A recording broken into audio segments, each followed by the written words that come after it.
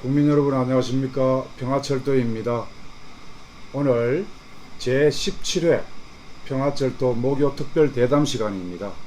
오늘은 우리 평화철도 상임 대표이면서 이사장 맡고 계신 권영길 대표님 모시고 개성에 있는 남북연락사무소 폭파 이후에 남북관계 전망에 대해서 좋은 말씀을 들어보겠습니다. 대표님 안녕하십니까? 예, 반갑습니다. 네. 어제 그저께 이제 개성에 있는 이 남북 연락사무소가 이제 폭파가 됐어요.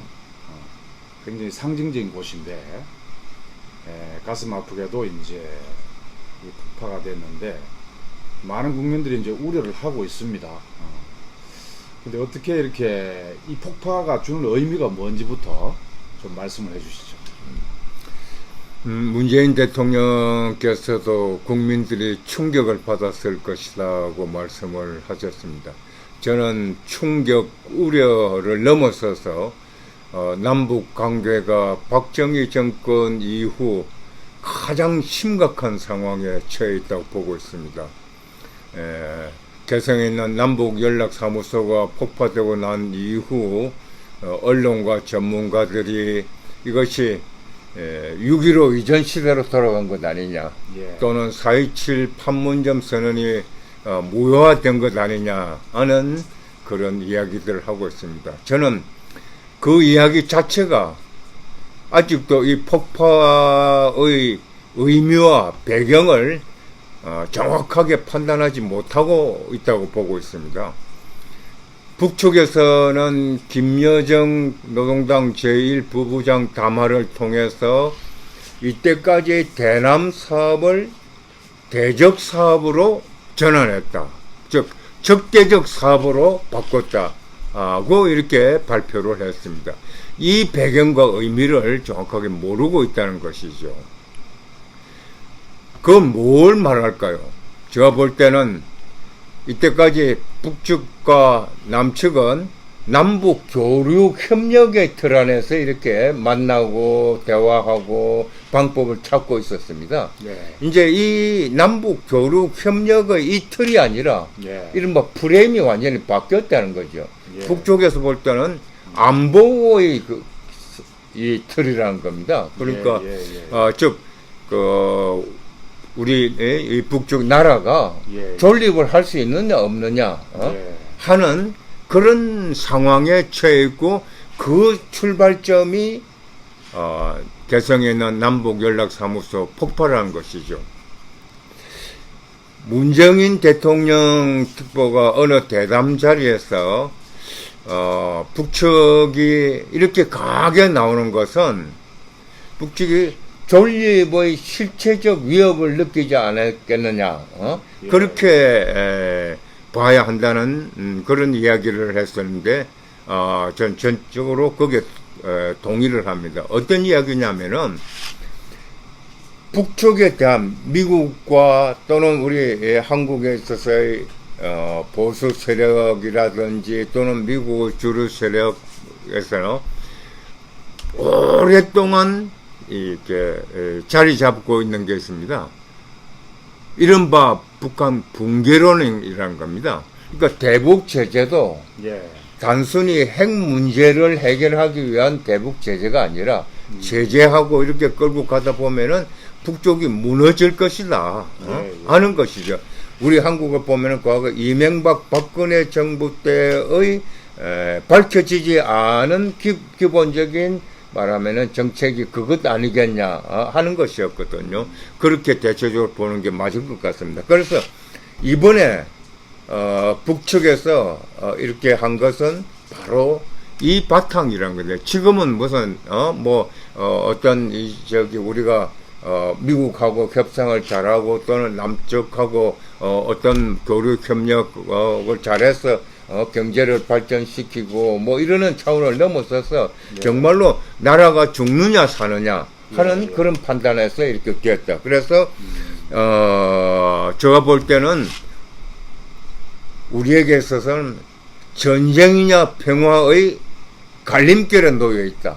예. 그것이 우리에게 요구되고 있다 예, 하는 예, 예. 절박한 생각을 갖고 그 바탕 위에서 우리도 사고하고 그리고 판단하고 결정해야 정확한 답을 찾아낼 수 있지 않겠느냐 하는 것이 저 이야기입니다. 예, 예. 근데 이렇게 이제 악화되기까지 남북 관계가 왜 이렇게 이 지경이 됐는지 거기에 대해서 한번 얘기를 좀 해주시죠. 네. 김연철 통일부 장관이 사의를 표명하면서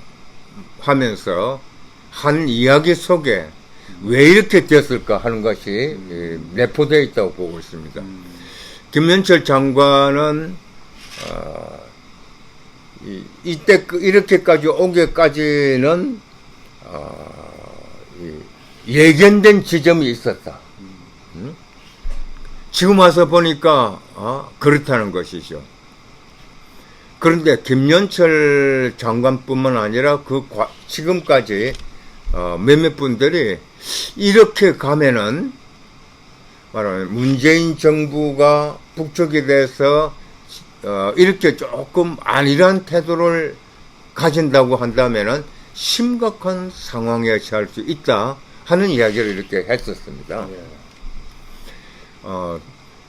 4.27 판문점 선언 때 실무적 책임을 지고 있었고 또 평양에도 가서 실무적 일을 한 현재 윤건영 의원 당시에 윤건영 국정상황실장이었죠. 윤건영 의원이 그저께 국회에서 이런 이야기를 했습니다. 지금 보니까 아쉬운 점이 많다. 이렇게까지 올 수밖에 없은 길을 걷고 있었는데 그때 이걸 말하면은 심각하게 제대로 파악을 하지 못했다 하는 것이죠. 이게 뭐냐면은 두 가지를 들었었거든요.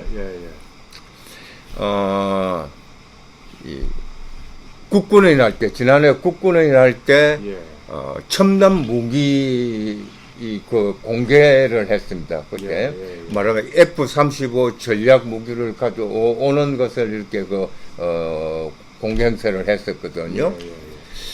그때 이것이 북측에 어떤 말하면은 메시지가 되겠냐 하는 걸 생각지를 못했다는 거죠. 단순히 우리는 힘에는 힘으로 과거에 하던 것처럼 우리도 첨단 무기를 가져와가지고 우리 말하면 북측의 어떤 도발이 있더라도 우리 잘 지키고 있습니다 하는 말하면 우리 대국민 메시지만 생각했었지 이거 북쪽에 주는 그런 걸 생각지를 못했다는 겁니다. 그 다음에 또 하나는 김정은 위원장과 푸틴이 정상회담을 했었거든요. 그러니까 북러 정상회담을 하고 있을 때 바로 그때 한미 연합 군사 훈련을 했다는 겁니다. 그래서 그때도 우리 저기 한미 군사 연합 훈련은 일상적이고 우리 방어적인 훈련이다. 우리의 입장에서만 생각했는데 그것이 북쪽에 어떻게 받아들여졌을까 하는 것이에요. 그때 북측은 지금 와서 보니까 이것을 심각하게 받아들였다는 것이죠. 이거 말하면 문재인 정부도 대화 협상을 내걸고 판문점 회담을 하고 이렇게 하긴 했지만은 실제적으로 뭐냐면은 무력으로 이렇게 대응을 하고 있구나. 또 한미 군사 훈련이라는 것을 가지고 우리를 계속 말하면 압박하고 있구나. 이런 것을 북쪽에서는 판단을 했을 것이다 하는 것이요. 그래서 이런 이제 그 다음에 또 하나는 제가 볼 때는 우리는 참 그때 이렇게 매우 열광하고 했습니다만은 문재인 대통령이 능라도 5일 경기장에서 이제 15만 평양 시민을 앞에서 이제 연설을 하지 않았습니까? 정말 감동적인 연설이었죠.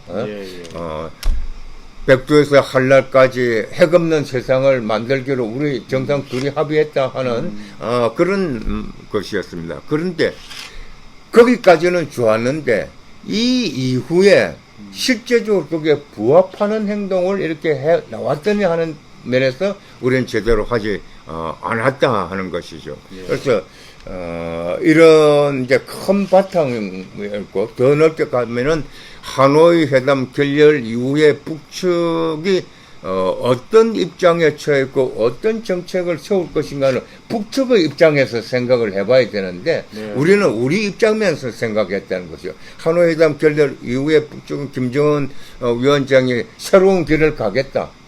정면 돌파를 하겠다고 했는데 네. 그 새로운 길 정면 돌파가 뭐였냐 하는 걸 깊이 생각하고 성찰하고 그 바탕 위에서 우리의 말하면은 대북 전략도 세워야 되는데 회담 전략을 그러지 못했다는 것이 우리 입장만 생각하고 이런 바탕 위에서 바로 이제 눈앞에는 대북 전단이 이렇게 된 것이죠. 대북 전단이 터지니까 이 북측에서는 이건 도저히 용납할 수 없는 것이다 하는 것이죠. 그래서 대북 전단을 말하면은 에 관해서는 좀 이따 다시 말씀을 이렇게 드리도록 그렇게 하겠습니다. 4.27 판문점 선언이나 이제 9.19 평양 공동선언 그리고 후속 부속 군사 합의 내용 보면은 굉장하지 않습니까? 모든 걸 지금 다 담고 있고 그것만 이행되면은 이제 평화번영 통일로 간다고 7천만 결의뿐만 아니라 이제 세계 평화 애호 국민들이 다 박수를 치는 그런 내용이었는데 실제 그 이후에 실천적으로 이행이 안 됐을 뿐만 아니라 하려고 했던 제안 내용도 굉장히 지연 말단적이거든요. 뭐 예를 들어서 뭐 휴전선에 뭐 저기 유네스코 등재한다든지 DMZ 때 이제 평화박물관을 짓는다든지 뭐 이런 조금 사소한 이런 그 제안이나 했지 실제 이제 판문점 선언과 공동선언을 평양 공동선언을 실천하는 관련해서는 거의 한 게 없는 것 같습니다. 거기에 대해서 좀 얘기를 해주시죠. 예, 그렇습니다. 이 판문점 선언 때 문재인 대통령과 김정은 위원장이 함께 서서 이렇게 했었거든요. 더 이상 이제 전쟁은 없다. 새로운 평화의 시대가 열렸다고 했습니다. 더 이상은 전쟁은 없다. 새로운 평화의 시대가 열렸다는 바탕 위에서 여러 가지를 합의를 하고 그랬는데 실제적으로 지금까지 뭐냐? 전쟁이 없는 것 아니나 전쟁을 하지 않으면 안 될 상황에 지금 몰아넣은 것 아니냐? 평화의 시대가 열린 것이 아니라 새로운 전쟁의 시대로 이끌고 있는 것 아니냐? 이런 지금 북측은 판단을 했다는 것이죠. 그러니까 그렇게 볼 때 그건 북측이 너무 과도하게 판단하는 거 아니냐고 생각할 수 있는데 저는 그렇게 보지 않습니다. 조금 있다가 이제 제가 북한을 어떻게 봐야 되느냐 하는 말씀을 드릴 기회가 있을 것 같은데요. 근데 특히 말입니다. 2018년도 9월 달에 이제 평양 가서 15만 평양 시민 앞에서 연설을 하지 않았습니까?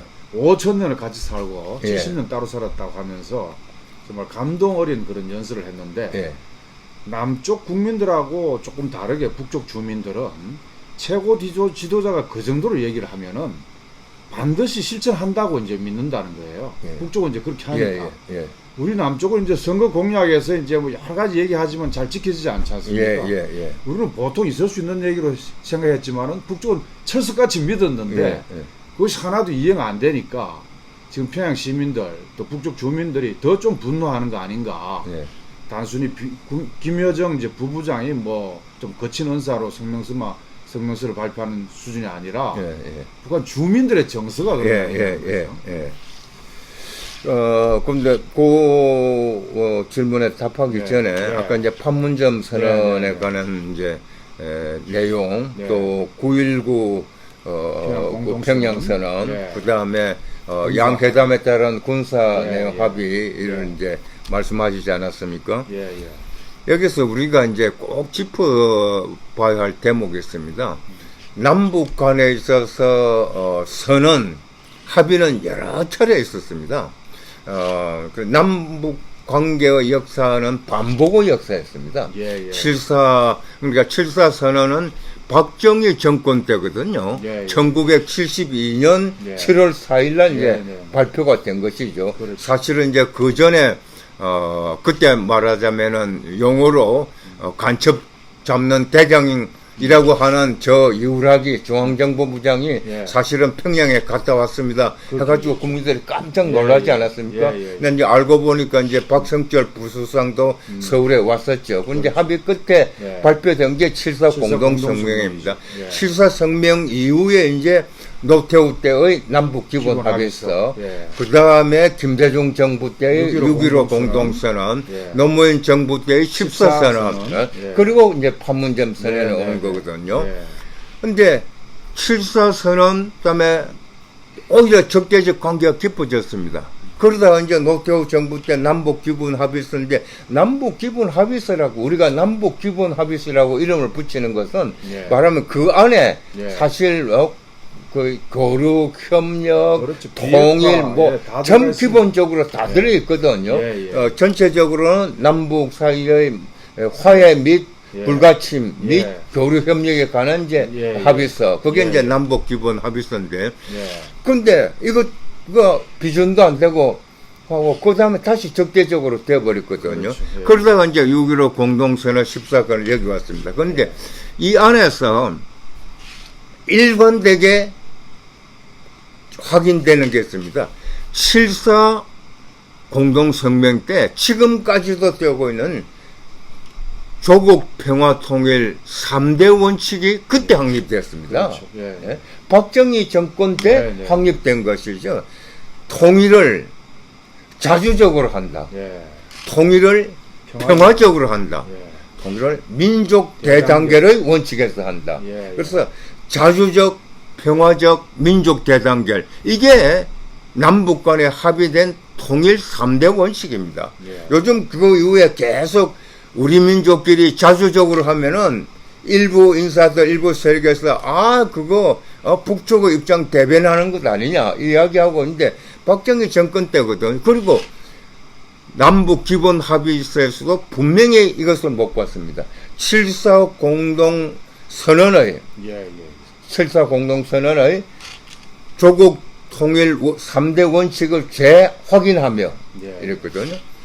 그 6.15 공동선언 그걸 이제 더 거쳐서 연합제하 낮은 단계의 연방제안이 이제 공통점이 있어 통일에 대한 걸음을 확고하게 나갔다는 거 아닙니까? 그 14선에도 그렇고 지금 이번에도 그걸 분명히 밝히고 있습니다. 그 다음에 또 하나는 남북 간에 가장 중요한 것이 서로의 입장에서만 서가지고 주장하면은 이게 안 되는 겁니다. 예. 예. 대립과 대결밖에 안 되거든요. 가장 중요한 게 뭐냐? 북쪽은 사회주의 국가입니다. 예. 예. 남쪽은 자본주의 국가예요. 예. 이래서 상호 체제를 인정하자. 예.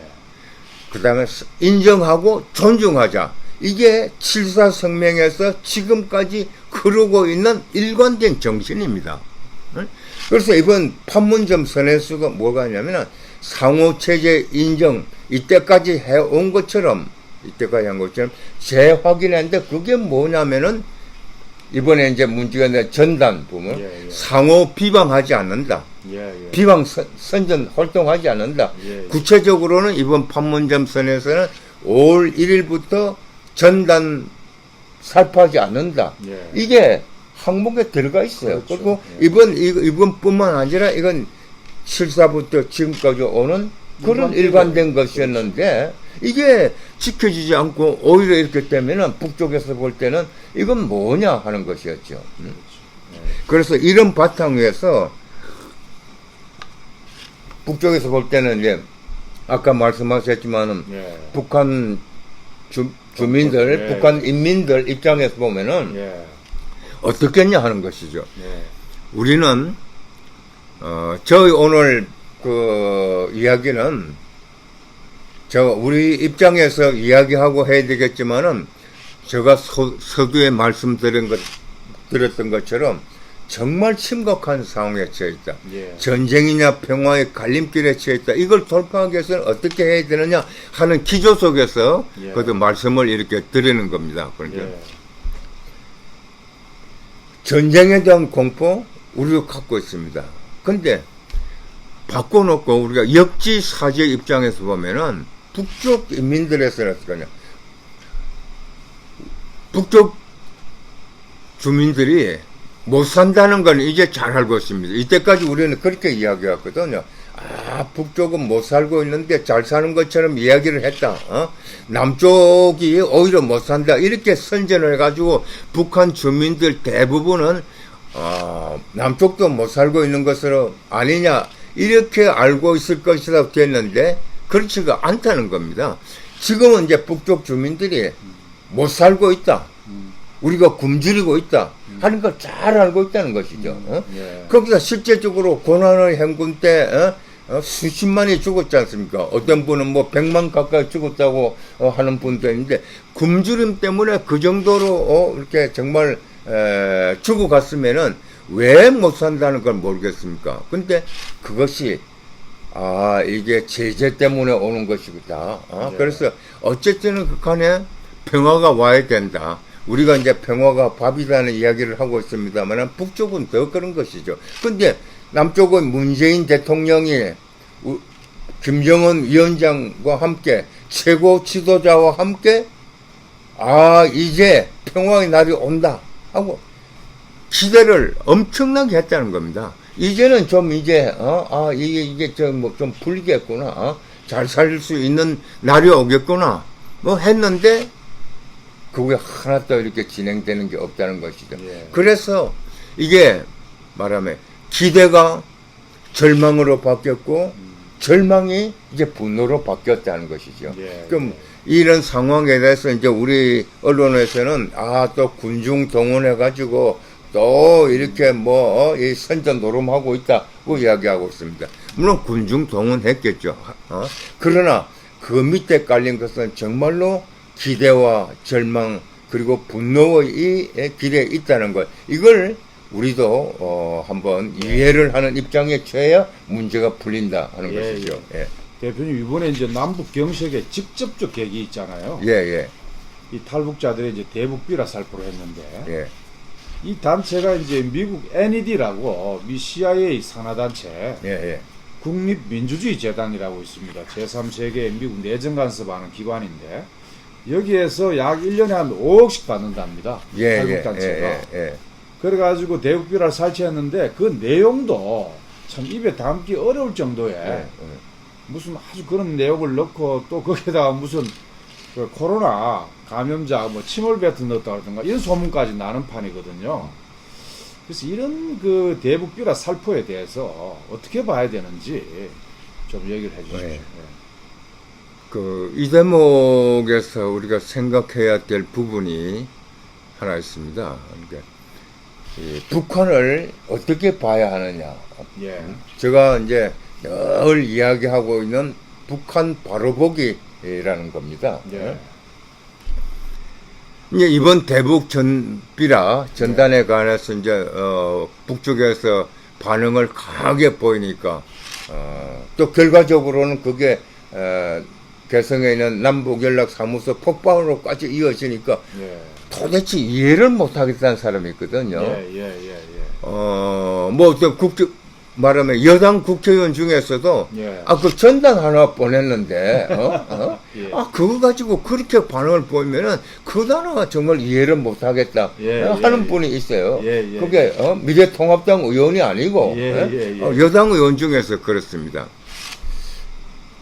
제가 그 이야기를 듣고 우리 근본적으로 밑바탕에서 다시 시작을 해야겠다 하는 것이죠. 북한은 아까 제가 말씀드렸습니다만은 우리와 다릅니다. 75년 동안 분단이 되어 있습니다. 75년 동안. 여러분, 일제 36년의 잔재가 아직까지도 우리에게 영향을 미치고 있습니다. 우리 그 상가에 가면은 상주들이 옷에 띠맨 거 있죠. 완장 비슷한 완장 있는 거. 저도 몰랐는데 그게 어디서 온 줄 아십니까?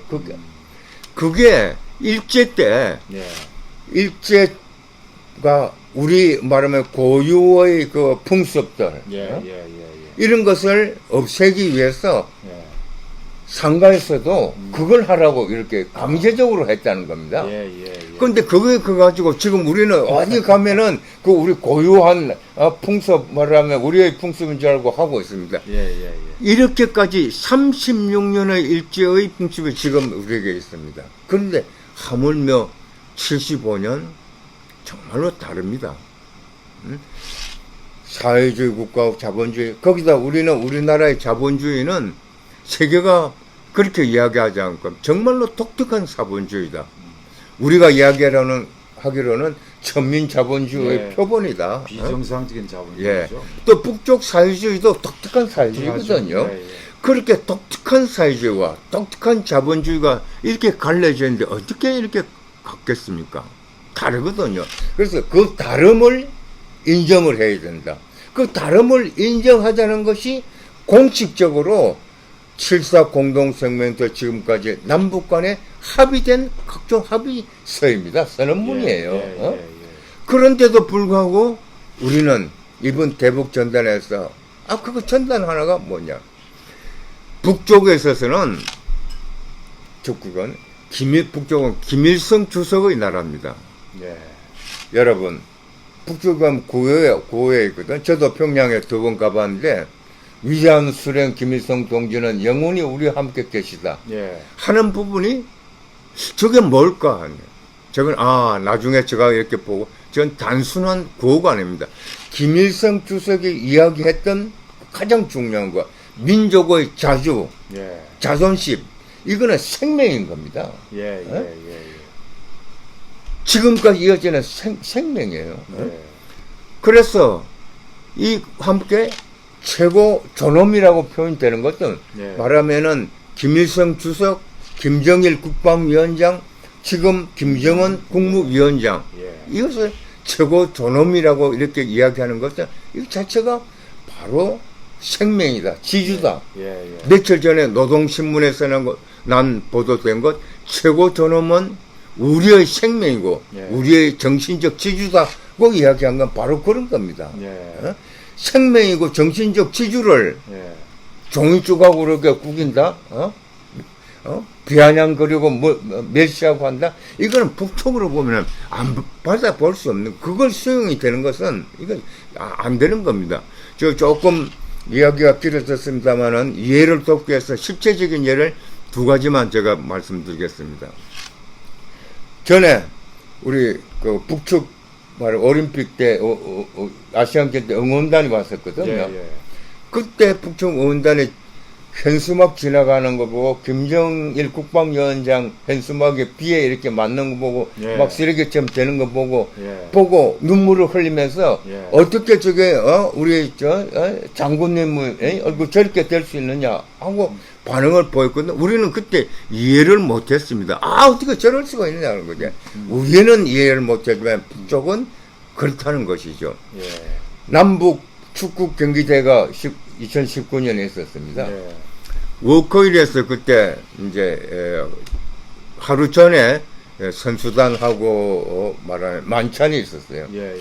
그때 각 테이블에 있는데 문재인 대통령과 김정은 위원장이 만나서 악수하는 장면이 있고 이렇게 나와서 때 각 테이블에서 북쪽 선수 인사들이 아무도 순간적으로 모두 다 딱 이렇게 썼습니다. 그때 이제 우리 몇몇 분들은 보고, 저거, 저 어떻게 저럴 수 있느냐. 우리는 저럴 수 있느냐 하는데 북쪽에서는 그게 누가 시키겠어? 자동적으로. 그래서 이제 어떤 사람은 그렇게 얘기합니다. 그때 안 일어나면 지켰어. 북쪽 가면 지켰어야 할 거니. 경기장에서 그 다음날 경기를 하는데, 큰 정황판에 문재인 대통령과 김정은 위원장이 악수하는 장면이 나왔습니다. 각 곳에서 동시에 그냥 쫙 일어났습니다. 일상적으로, 그러니까 최고 지도자, 최고 존엄은 이렇게 받아지는 겁니다. 그래서 이번 대북 말하면 삐라야에 대해서 그런 것에 담겨 있는 거다.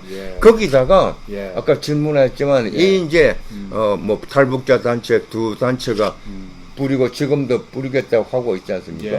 그 자금이 어디서 나오고 있는 거냐 이거죠. 이게 많이 밝혀졌습니다만은 예. 그 자금이 나오는 거지 미국에서 오는 것 아니냐는 것이고 그렇죠. 예. 미 CIA가 지금 말하면은 대북 전단에만 이렇게 개입하고 공작하는 것이 아니라 예. 그 냉전 시대 때 예.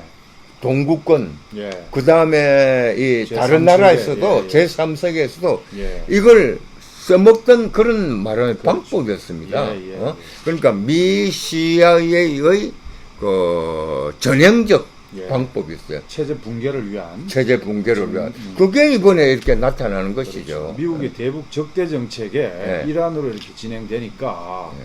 그걸 또 이제 딱 체포해가지고 하지 말게 이렇게 말리면은 되는데도 불구하고 예, 그 이제 묵인 방조했다 이렇게 이제 받아들이는 것 같아요. 예, 예. 예. 그래서 야 이건 뭐 도저히 안 된다고 해서 마침내 이제 이걸 계기로 해가지고 남북 관계가 이처럼 이제 경색 국면으로 접어들었습니다.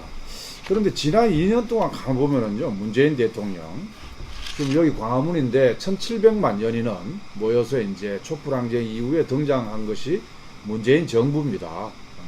그리고 2년 전에 그 감동적인 판문점선은 9.19 이제 평양 공동선이 있었고 그런데 이제 말은 이제 곧잘 이렇게 신뢰하고 믿고 또 수시로 만나고 이랬는데 실천이 없었단 말이죠. 실천 없는 이 말만 이제 2년으로 허송을 했는데 이 정부 여당이 지금 시점에서는 이 남북 경색 국면을 어떻게 돌파할 만한 뭐 방법을 모색할 수 있을까요?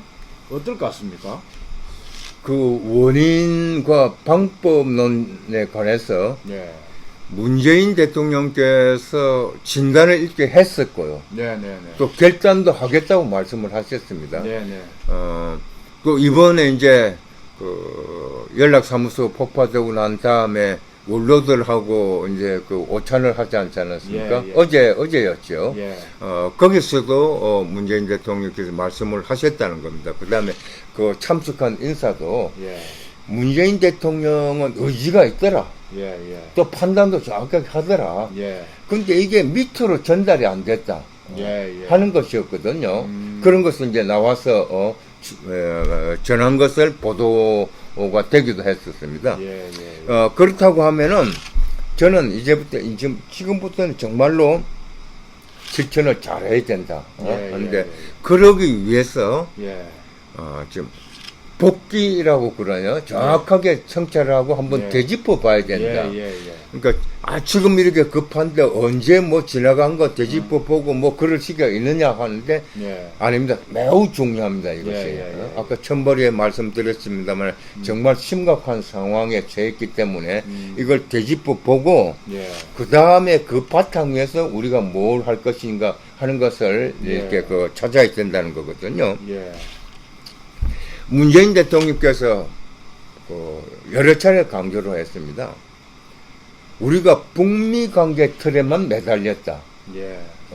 이제는 북미 그 틀을 벗어난 예. 우리 남북 교섭 틀을 말하면은 한번 마련해야겠다. 예. 하는 것이었거든요. 예. 근데 지금은 이제 그것 가지고 하려고 해서는 안 되는 겁니다. 저는 예. 지금 상황에서는 정말로 가장 중요한 것이 북쪽에 가서 지금 우리 언제 다시 특사 또 보내겠습니다. 또 예. 만나서 어떻게 합시다. 합시다. 이렇게 해서는 안 된다는 것이에요. 예. 그렇게 하면은 오히려 더 역효과만 예. 나고 안 된다는 것이고. 예. 왜냐하면은 예. 이번에 남북 그 연락사무소가 폭파될 때 사실은 예. 그 전날 이틀 전에 예. 폭약도 다 장치했다는 거 아닙니까? 예. 그러니까 북측에서는 지금 보니까 예. 그걸 통해서 긴박한 거를 우리 남쪽에 전달을 했다는 겁니다. 예. 판문점에서 우리 그 북측이 움직이고 하면은 우리 그 열 감시 우리 군의 예. 그가죠 24시간 감시를 다 하고 있는데 파악이 되죠. 거기에 다 파악이 되거든요. 예. 그런데 폭파하겠다는 이틀 전에 예. 와서 장치 다 하고 예. 그리고 그 움직임이 예. 우리에게 보고가 됐다는 겁니다. 예. 이제 밝혀진 건데 예. 그런데도 불구하고 우리 대통령께서는 예. 6월 15일 날 예. 6.15 선언 20주년을 맞이해가지고 예. 말하면은 이 말씀을 하셨는데 예. 그게 이때까지처럼 지금 북측은 아까 제가 말씀드렸으면 말하면은 와 이거 국가 안보 그래서 예. 전쟁이냐 아니냐는 이런 절박한 것인데 예전처럼 아 우리 교류 잘합시다. 예. 화해 협력을 통합시다. 판문점 선언을 또 이행 서로 잘합시다. 이런 것 하는 거 보니까 아 북쪽에서는 이거 아니다. 예, 예. 했어요. 했는데 그래서 지금 상황에서는 뭐가 가장 중요하냐? 예. 우리가 할 수 있는 것을 선도적으로 뭘 보여야 됩니다. 예. 제가 볼 때는 그게 첫 번째가 예. 한미 군사 훈련의 중단입니다. 중단. 예, 예, 예. 예, 예. 그걸 앞서서 아까 대북 말하면 전단에 관해서 그 확고한 의지를 표명하고 이번에 만약에 그 두 단체가 뿌리겠다 그러면은 예. 이건 정말 강한 이렇게 예. 제재를 가해야죠. 법적 제재를 가해야죠. 예, 현행법상으로도 하고 그 다음에 실제적으로 전단 금지법 만들고 예. 그 다음에 국회에서 예. 판문점 선언과 평양 선언뿐만 아니라 예, 예. 실사 선언까지 예, 예. 포함한 것을 예. 비준을 다시 다 하고 예. 총 6개입니다. 6개, 예, 6개죠. 예, 예. 예. 일부에서는 이제 판문점 선언하고만 비준하자 뭐 그렇게 하는데 제가 볼 때는 그게 아니라 실사 선언도 포함시켜야 된다고. 예, 예. 왜냐하면 그 속에 통일 3대 원칙이 들어있고 그 속에 체제 인정도 다 들어있고 존중도 들어있거든요. 그렇죠. 그리고 그 치사 공동성명은 박근혜 아버지 박정희 때 했고. 예, 그때 했기 때문에 보수 세력도 뭐 동의하지 않을 이유가 없고. 예, 미래통합당이 반대할 이유가 없는 것이죠. 네. 그래서 7.4 선언에서 판문점 평양 선언에 이르기까지 6개를 비준하고 예. 그거는 제재태로 관계가 없는 것이거든요. 그렇죠. 예. 그래서 이거라도 해야 네. 그래야 말을 건넬 말하면 체면이 있다 이거죠. 네, 네, 네, 네. 예. 그 다음에 한미 군사 훈련을 중단을 해야 된다. 예. 한미 군사 훈련이 어떤 의미를 갖고 있느냐 하면요. 북쪽이 지금 굉장히 어렵습니다. 아까 전쟁에 대한 공포 이렇게 했는데 예. 우리 한번 생각해 봅시다.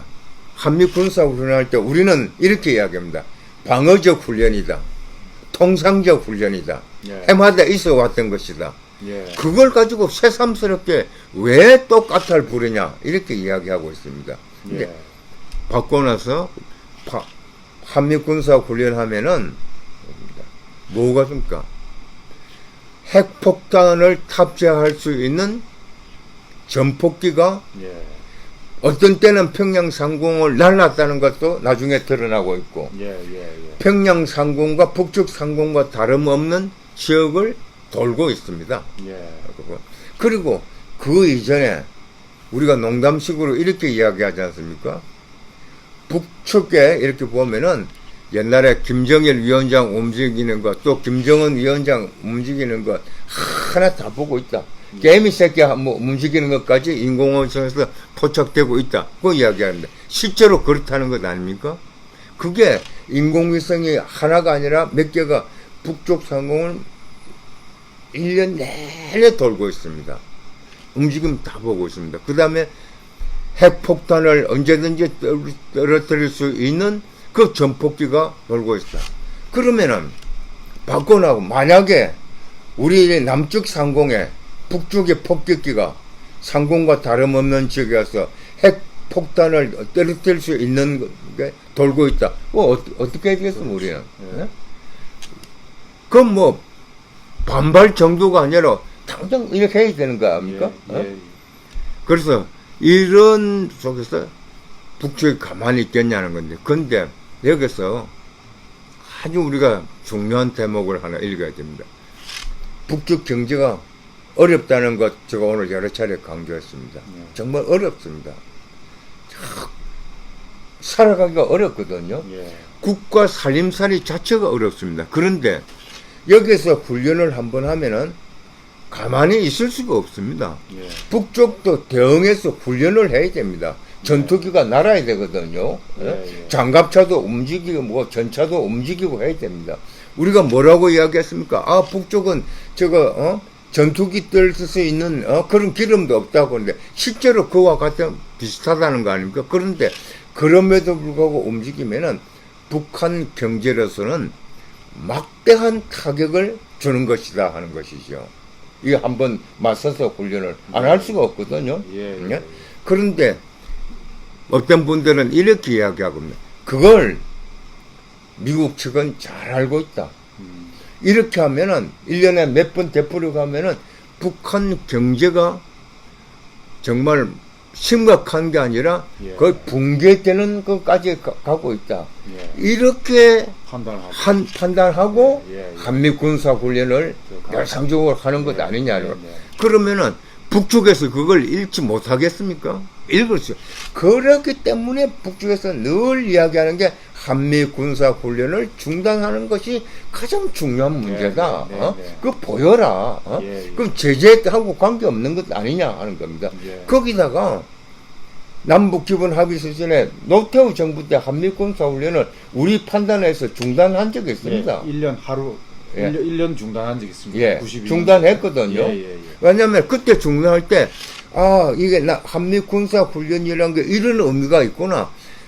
남북 간의 긴장 관계를 완화하기 위해서는 무엇보다도 한미 군사 훈련 중단이 중요하다. 예. 그렇게 판단해서 1년간 중단했던 겁니다. 예. 그때 그랬는데 지금 전쟁이냐 평화의 갈림길에 있는데 왜 한미 군사 훈련을 중단 못 하겠다는 겁니까? 예. 이거 중단 안 하겠다는 건 좋다. 전쟁하려면 해봐라. 예. 하는 자세하고 똑같다는 똑같은 것이죠. 거죠. 그래서 우리가 지금 뭘 해야 될 것인가 하는 것은 다시 정리를 하자면은 대북 전단에 가서 철저하게 엄단해야 된다. 네. 대북 전단 금지법 만들어야 된다. 예. 7사 성명에서 판문점 선언까지 평양 선언까지 이르는 이거 비준해야 된다. 예. 그 다음에 한미 군사 훈련을 중단해야 된다. 이 예. 바탕 위에서 북측에 예.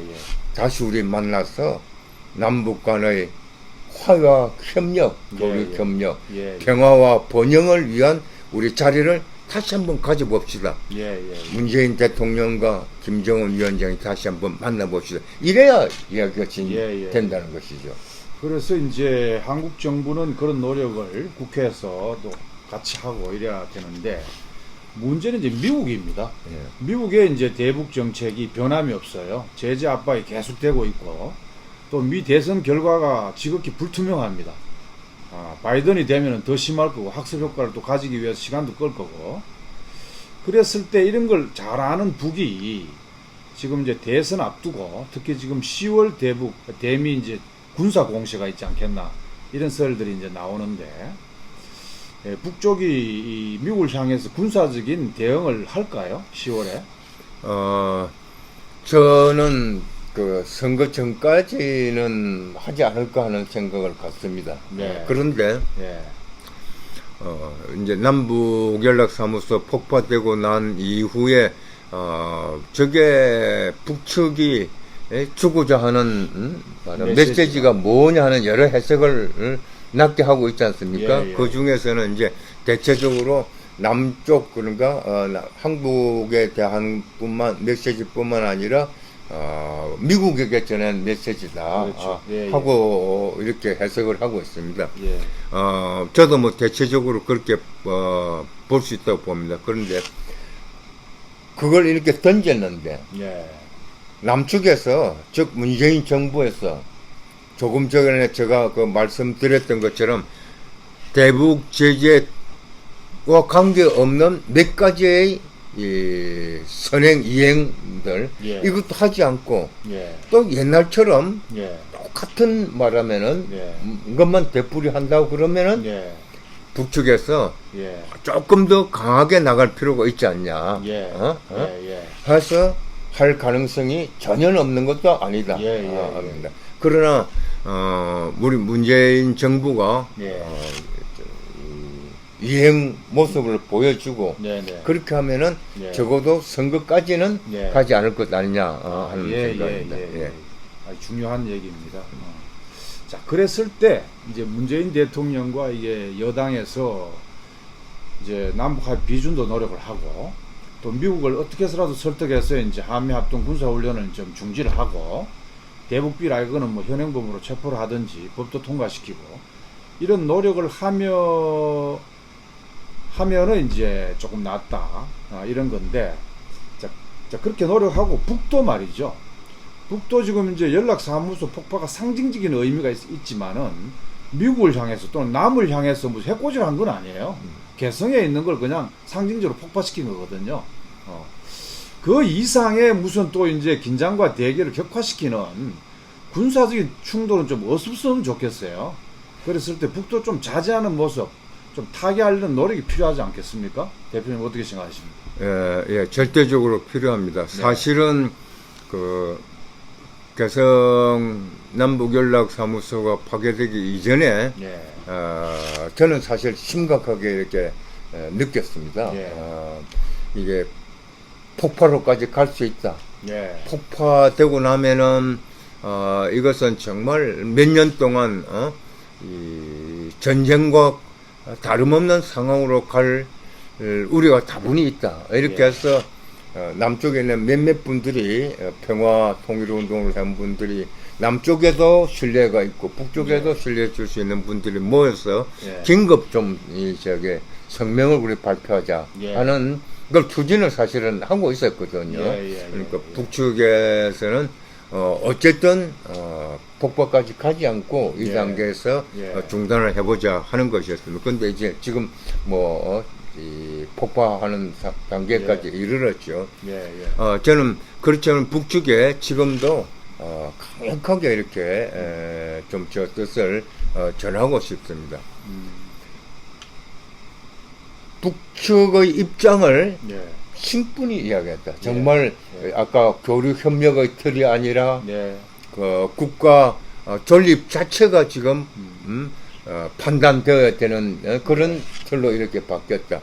이해를 하지만 이게 개성 폭파되고 나니까 미국에서 여러 곳에서 뭐냐면은 정말로 북쪽이 이렇게 주저앉기를 바라는 그런 세력들이 이 뭐 온 곳에서 일어나고 옳다구나 잘됐다 하고 목소리를 높이고 있거든요. 이제 대북 제재를 강화하자. 봐라. 이제 만약 북쪽에 이게 얼마 안 남았다. 이렇게 하고 있고 이게 만약에 미국까지 이런 분위기가 더 팽배해지고 한다면은 이거 어떻게 될 거냐. 그래서 이런 상황을 잘 판단을 하고 정말 당장 지금 남북 최고 당국자 지도자가 당국자들이 만나지 않다고 하더라도 그런 교감을 나누는 속에서 이후의 어떤 행보를 좀 생각해 주시기를 이렇게 바라고 있습니다. 특히 이제 서해안이라든가 이제 DMZ 접경 지역에 물렸던 군사를 전진 배치를 하는 과정에서 또 6월 달에는 서해안에 이제 꽃게잡이 시절이에요. 여기에서 이제 군사적 충돌이 일어나서 남이든 북이든 사람이 죽어버리면은 이거 그야말로 미국의 구도, 미국의 장난에 이용당할 수도 있다는 거죠. 그래서 우리가 남쪽에서 이제 정부나 국민들이 10분 다시 이제 평화 협력을 복원시키기 위한 노력을 집중 기울이고 그리고 북쪽도 조금 상황 관리를 위해서 세심한 이런 방법이 필요하지 않겠나 이렇게 싶습니다. 그 질문 잘 하셨는데요. 서해상에서의 충돌 일어날 가능성이 있지 않느냐. 많은 분들이 있는 것으로 보고 있거든요. 또 어떤 분은 국지전은 예상을 해야 된다. 뭐 일어나서는 안 되겠지만은 그런 일어날 가능성이 다분히 있다고 이야기하고 있거든요. 또 이제 언론에서는 연평도, 백령도 또는 다른 접경 지역에 가가지고 우리 접경 지역에 있는 주민들의 상태, 또 우리 접경 지역에서 바라보는 북쪽의 모습도 보도도 하고 있거든요. 그러면서 지금 현재로는 조용하다. 그러나 언제 충돌이 일어날는지 모르겠다. 그 보도를 하고 있거든요. 근데 서해상의 충돌, 국지전, 저는 이번에 만약 그게 일어나면은 거기서 그치지 않는다고 보는 겁니다. 그 전에는 예. 연평도라든지 또는 뭐 그런 거 일어났습니다. 일어났는데 지금은 여러 차례 저 강조를 합니다만은 북쪽은 기본적인 이제 국가 정책이 이게 바뀌었습니다.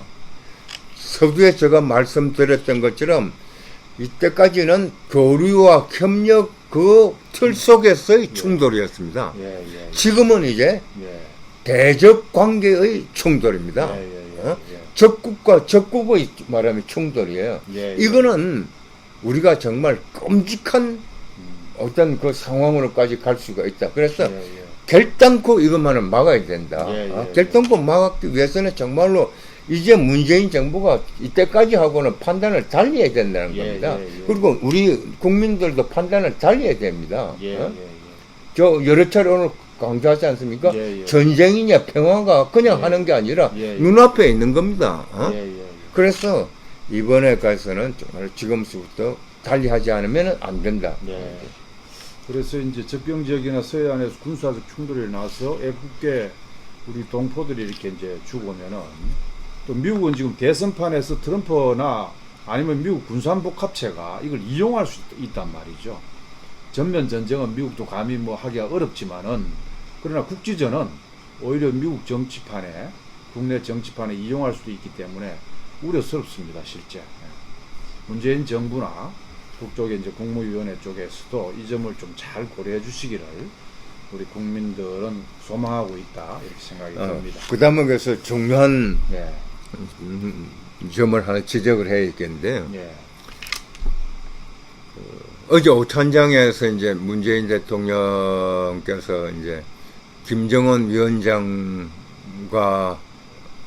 또 트럼프 대통령과 나눴던 이제 상황 중에서 예. 이야기를 몇 마디 말씀하셨다는 거 예, 아닙니까? 예, 예. 거기서 트럼프 대통령도 비핵화에 대한 분명 생각을 가지고 이렇게 합의를 했는데 예. 이게 밑에 안 먹혔다. 예. 트럼프 이야기를 했다는 거죠. 예. 그러니까 이른바 말하면은 예. 이때까지 우리가 톱다운이라는 걸 가지고 하면은 예. 되는 걸로 이렇게 알았는데 예. 이게 안 먹혔거든요.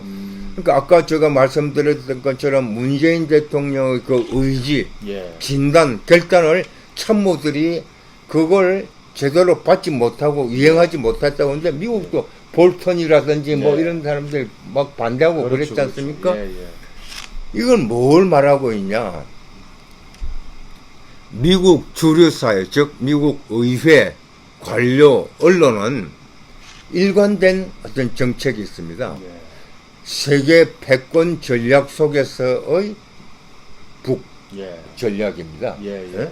그러니까 북쪽에 있어서는 이거를 말하는 미국의 세계 패권 전략은 중국의 견제였다가 이제 중국과의 적대적 관계처럼 돼 있거든요. 예. 이 속에서 북한을 이렇게 바라보는 겁니다. 그래서 북쪽에 있어서는 북을 긴장 관계, 즉 북과 남쪽, 남북 관계가 어떻게 되든지 간에 예. 미국의 국익을 위해서는 이게 긴장 관계가 있었어요. 긴장 관계란 건 좀 제가 이렇게 좀 완화된 표현이고 예. 전쟁과 같은 상황이 있어야 된다. 예. 어? 이게 미국입니다. 미국 주류의 이해관계를 이해관계거든요. 반영하는 거죠. 그러니까 사실은 비핵화 해가지고 끝나버리면 이게 그렇죠. 안 되는 겁니다. 말로는 비핵화가 중요하다 뭐 어쩌다 그러지만은 아니다. 그런데 이제 거기 가다 하나 뭐 스스로 무너지면은 예. 그건 뭐 괜찮지만은 예. 하는 거거든요. 그러니까 스스로 무너지면 하는 것이 바로 대북 제재인 겁니다. 대북 예. 제재.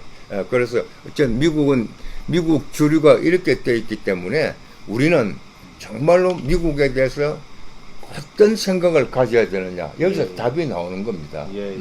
그러니까 한미 공조, 한미 동맹을 예. 강조를 많이 하는 분이 있는데 한미 동맹, 한미 공조 현재 단계에서는 뭐겠습니까? 현재 단계에서는 문재인 대통령 처음에 말씀하셨던 예. 대북 제재에 공조를 하는 겁니다. 예. 현재 단계에서는. 예. 근데 그게 오늘날 결과로 말해 이런 그렇죠. 상황을 빚었거든요. 남북 합의하고 충돌되죠. 예. 그래서 미국의 이익과 한국의 이익이 같은 것이냐 다르다. 예. 다르다 하는 걸 예. 이번에도 우리는 보았지 않습니까? 이번에 예. 그 말하는 폭발사건 일어났는데 예. 미국 아무 말을 안 하고 있거든요. 예. 트럼프 언급 안 하고 있습니다. 그렇죠. 예. 그런데 사실 우리는 정말로 이때까지 볼 수 없던 심각한 상황 아닙니까? 예. 그거 볼 때 말 안 하고 있는 게 예. 미국의 이익에 지금 도움 된다는 거죠. 그렇죠. 그래놓고서는 이제 대북 제재 행정명령 1년을 연장시켰습니다. 예. 지금 아까 이제 대표님 그런 말씀하셨는데 문재인 대통령이 이 최고 지도자가 결심해도 밑에 사람이 잘 안 따라주면 안 된다는 것을 암시했다는데 요번에 이제 김현철 통일부 장관이 이제 물러나겠다고 사의를 표명하지 않았습니까? 이 참에 좀 물갈이를 해야 되지 않겠어요? 네. 어떤 분들은 지금 뭐 이렇게 위기적 상황하여서 외교 안보팀을 가는 게 맞느냐 하는 건데 심지어는 불과 며칠 전까지만 해도 뭐 하느냐 갈아라 뭐 이렇게 하던 사람도 김현철 장관이 사의를 표명하니까 지금은 갈 때가 아니다 하고 이야기를 하고 있습니다. 저는 정말로 바른 우리 남북 관계 정책을 수립하기 위해서도 그렇고 지금은 통일부 장관뿐만 아니라 외교안보팀을 이렇게 바꿔야 됩니다. 그리고 분명하게 그것은 대통령의 기본적인 철학을 의지를 제대로 대변할 수 있는 사람으로 이렇게 해야 되는 것이죠. 지난 2년 동안 하도 한 게 없으면 책임을 져야죠. 인적 교체를 해야 됩니다. 자, 그래서 이제 미국의 이제 우리 남쪽에 대해서 간섭을 많이 하지 않습니까?